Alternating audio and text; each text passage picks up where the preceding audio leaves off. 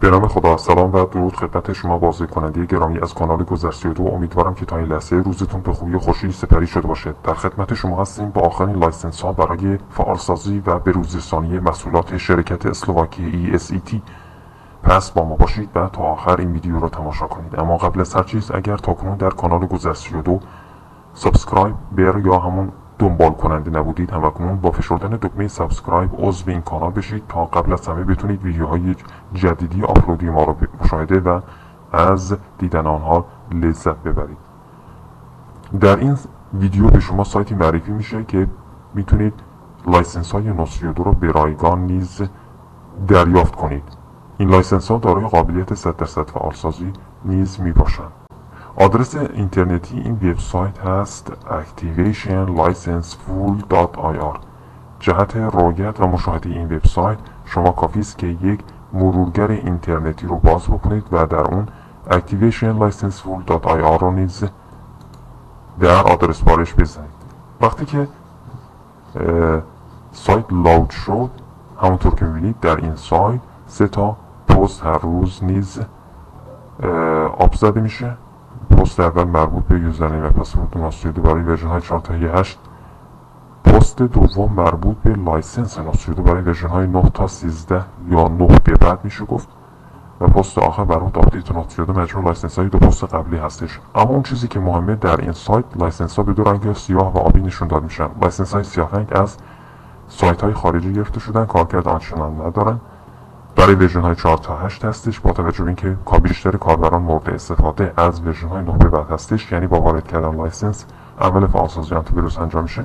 بنابراین ما بیشتر لایسنس های آبی رنگ رو قرار میدیم، یعنی لایسنس قرار میدیم، در یوزرنیم پسورد زیاد به اون صورت قرار نمیدیم. این لایسنس ها آبی رنگ دارای قابلیت 100% فعالسازی آنتی ویروس نیز میباشند. برای اینکه به صحت گفته های ما پی ببرید و ببینید که آیا این لایسنس های قرار داده شده در سایت نیز آیا 100% آنتی ویروس نسخه 2 رو فعال میکنند، کافی است که ما یک دونه لایسنس رو با آنتی ویروس بدیم و ببینیم که آیا فعالسازی انجام میشه یا نه، و در اینجا همین کار رو انجام میدیم.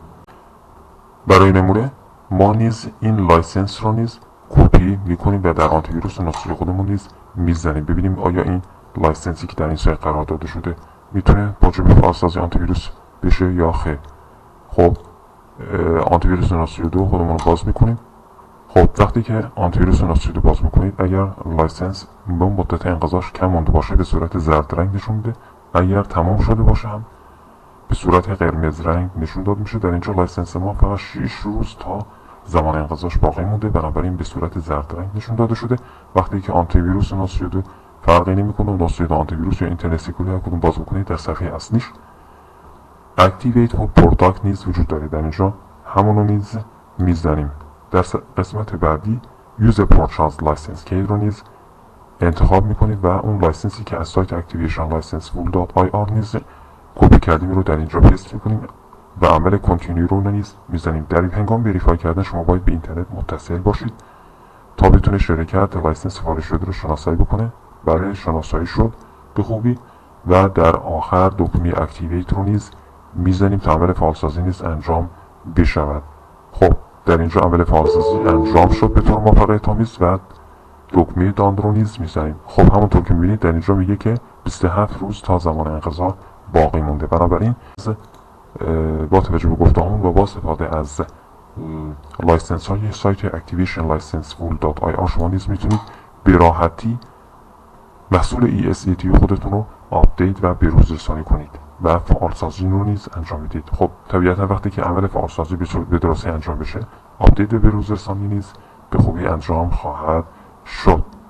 شما میتونید این سایت رو در مرورگر خودتون نیز بوکمارک بکنید، همونطور که بنده انجام دادم، تا هر موقعی که نیاز به لایسنس بود به همین سایت activationlicenseful.ir نیز وارد شده و از لایسنس های بسیار بسیار قابلیت فعالسازی 100% به 1 ماهه رایگان نیز دریافت کنید و نهایت امنیت رو برای سیستم عمل خودتون به ارمغان بیارید.